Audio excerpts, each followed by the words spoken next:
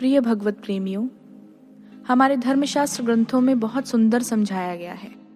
स पंडितः स च ज्ञानी स क्षेमी स च पुण्यवान गुरोर वचस्करो यो ही तस्य पदे पदे।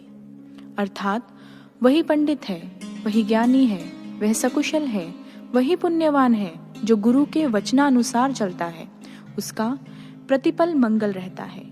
इतिहास में शिष्यों के ऐसे अनेकों उदाहरण हैं जिन्होंने गुरु वचनों को शिरोधार्य कर अपने जीवन का सुंदर व सफल निर्माण किया। जैसे भक्त संदीपनी एक आज्ञाकारी शिष्य था।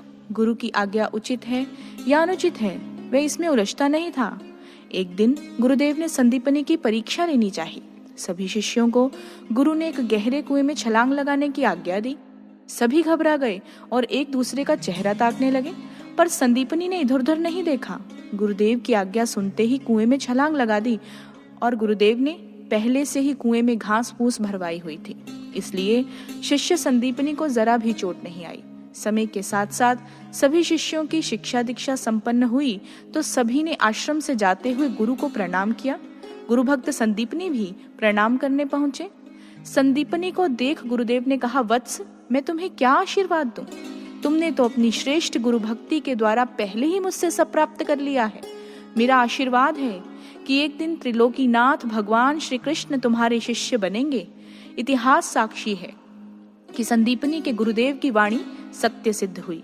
भगवान श्री कृष्ण गुरु संदीपनी के शिष्य बने और उनसे शिक्षा प्राप्त की। गुरु वह शक्ति है, वह सत्ता है, या फिर यह कहना उचित होगा कि गुरु वह कृपा है जो शिष्य को अपनी शरण लेकर सब कुछ देने आती है। गुरु के देने और शिष्य के लेने के बीच का जो सेतु है वह है गुरु आज्ञा, गुरु वचन। गुरु के मुख से निकले वाक्य शब्द मात्र नहीं होते, वे तो अथाह शक्ति के पुंज हुआ करते हैं। हमारे धर्म शास्त्र ग्रंथों में कहा गया है कि शास्त्र ही गुरु है, गुरु ही शास्त्र है। श्री गुरुदेव के मुखारविंद में साक्षात ब्रह्म स्थित है। उनका प्रत्येक वचन ब्रह्म वाक्य है। अतः गुरु की छोटी से छोटी आज्ञा भी स्मृतियों, वेदों और पुराणों का सार है। इसलिए गुरु जो कहते हैं शिष्य को वही करना चाहिए। गुरु के वचनों पर विश्वास रखना चाहिए। ग्रंथों में भी कहा गया है, मंत्र मूलम गुरोर वाक्यम। गुरु के वचन मंत्र के समान है। इसलिए अध्यात्म के पथ पर सफलता गुरु के मंत्र रूपी वचनों से ही प्राप्त होती है। परंतु जो गुरु के वचनों पर विश्वास नहीं करते, उनका आध्यात्म मार्ग से पतन हो जाता है। जैसे ईसा मसीह ने अपने शिष्यों से कहा कि हे अमृत की संतानों, ध्यान करो, साधना करो। आने वाला समय संकटों और कठिनाइयों से भरा हुआ है। और ऐसा एक बार नहीं, गुरु ने अनेकों बार अपने वचनों को दोहराया, परंतु शिष्यों ने गुरु वचनों पर अमल नहीं किया और उनका सत्य पथ से पतन हो गया। श्री रामचरितमानस में भी माँ पार्वती बहुत सुंदर समझाते हुए कहती हैं, गुरु के वचन परतीति न जेहि, सपने हु सुगम न सुख सिद्धि तेहि। अर्थात जो गुरु के वचनों पर विश्वास नहीं करता, उसे तो स्वप्न में भी सुख की प्राप्ति नहीं होती और ना ही उसके कार्य में सफलता प्राप्त होती है। गुरु के वचन तो पूर्ण होते ही हैं। महावीर स्वामी के एक शिष्य के मन में प्रश्न आया, क्या सच में गुरु के वचन पूर्ण हुआ करते हैं?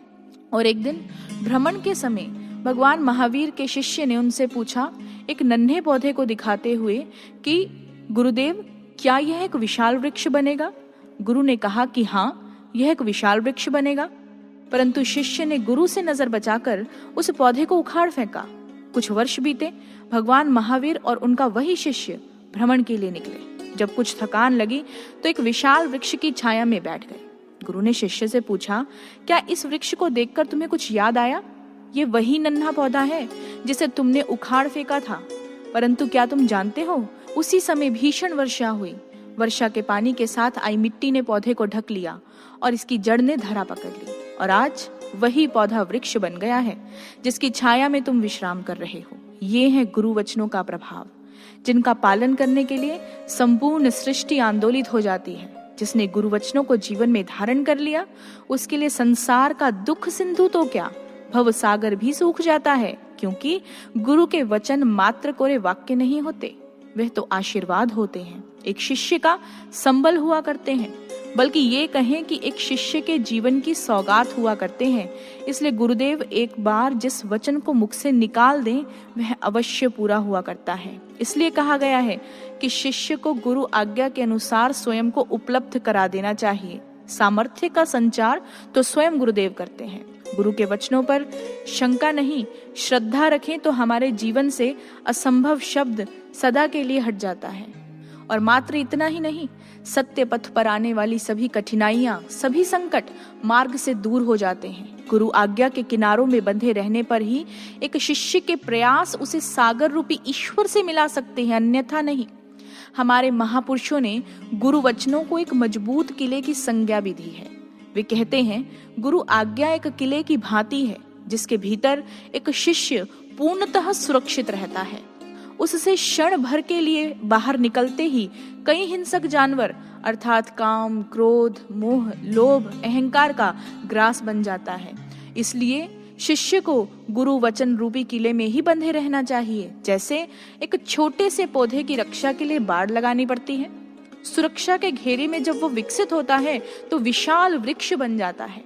उसमें इतनी क्षमता विकसित हो जाती है कि कल जिसे एक छोटे से पक्षी द्वारा चुगे जाने का भय था, वही आज अनेकों पक्षियों का घर बन जाता है। जिसे पशुओं द्वारा रौंदे जाने का भय था, वही इतना शक्तिवान बन जाता है कि उसके तने से एक हाथी को भी बांधा जा सकता है। ऐसे ही गुरु आज्ञा की पालना सुरक्षा का घेरा है, एक किला है जिसे कोई भेद नहीं सकता, जिसके संसार में कोई काट नहीं है।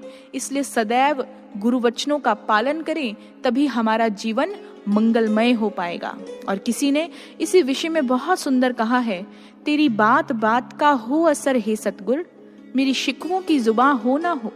मेरे सरपरस्त का नाम है आशुतोष, तेरे बंदों में मेरा नाम हो ना हो।